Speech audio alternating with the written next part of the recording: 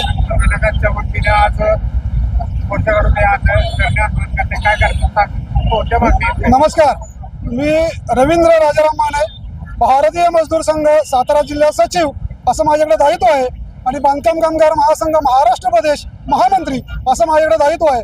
आत्ताच 6-7-8 फेब्रुवारी 2026 रोजी भारतीय मजदूर संघाचं अखिल भारतीय अधिवेशन ओडिसा जगन्नाथपुरी या ठिकाणी संपन्न झालं. या ओडिसा ठिकाणी संपन्न झालेल्या अधिवेशनामध्ये जे प्रमुख मुद्दे या ठिकाणी सांगितलेले होते, प्रमुख ठराव पारित केलेले होते. या ठरावामध्ये जो त्याचाच एक भाग म्हणून आज आपण या ठिकाणी भारतीय मजदूर संघ म्हणून सातारा जिल्ह्यामध्ये आंदोलन करतोय. जे आत्ताच केंद्र सरकारने 4 प्रमुख 29 जे आपले पहिले सगळे कायदे होते त्याचे सगळे बंद करून त्याच्या 4 नवीन कोड याच्यामध्ये स्थापन केल्या आणि त्या 4 नवीन कोडमध्ये पहिला कोड होता वेतन कोड, दुसरा कोड होता सामाजिक सुरक्षा कोड, तिसरा कोड होता IR कोड आणि चौथा कोड होता OS कोड.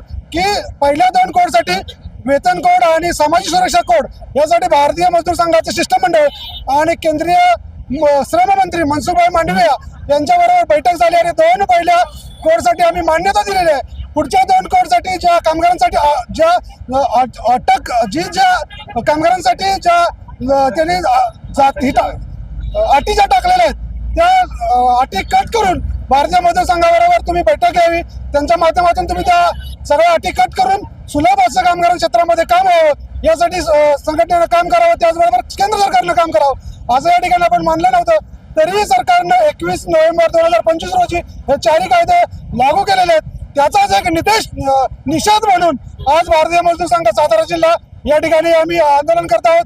1000 पेक्षा जास्त अंगणवाडी, घरेलू बांधकाम, सुरक्षा रक्षक, त्यानंतर रिक्षावाहक, त्यानंतर फवारणी कामगार, त्यानंतर असंघटित आणि असंघटित कंत्राटी कामगार अशा सगळ्यांच्या ठिकाणी आपण या ठिकाणी सगळेजण 1000 पेक्षा जास्त कामगार आज आपण जिल्हाधिकाऱ्यावर उभे आहोत आणि सरकारचा या ठिकाणी निषेध करणार आहोत. ज्या प्रमुख ज्या आमच्या मागण्या आहेत यामध्ये EPS 95 जे आता 5000 आहे ते 7500 रुपये करावं अशी एक प्रमुख आमची या ठिकाणी मागणी आहे. त्याच्यामध्ये दुसरी मागणी आम्ही अशी केली होती की असंघटित आणि संघटितसाठी जी सामाजिक सुरक्षा आता आहे ती लवकरात लवकर सगळ्यांनी चालू करावी. केंद्र जे हरियाणाचं सरकार आहे, हरियाणा राज्यामध्ये ज्या असंघटित क्षेत्रासाठी त्यांनी नियम लागू केले आहेत ते नियम आपल्या या ठिकाणी लागू झालेले पाहिजेत. असे प्रमुख सगळे आपण नियम घेऊन आज जिल्हाधिकाऱ्यामार्फत माननीय मुख्यमंत्री, माननीय पंतप्रधान आणि माननीय श्रममंत्री यांना आपण आज या ठिकाणी निवेदन देतोय. धन्यवाद. या मागण्या पूर्ण झाल्या तर आपला पाऊल काय राहणार? जर ह्या मागण्या जर मान्य केल्या नाहीत किंवा मान्य झाल्या नाहीत तर याच्यापेक्षा उग्र आंदोलन या ठिकाणी केलं जाईल.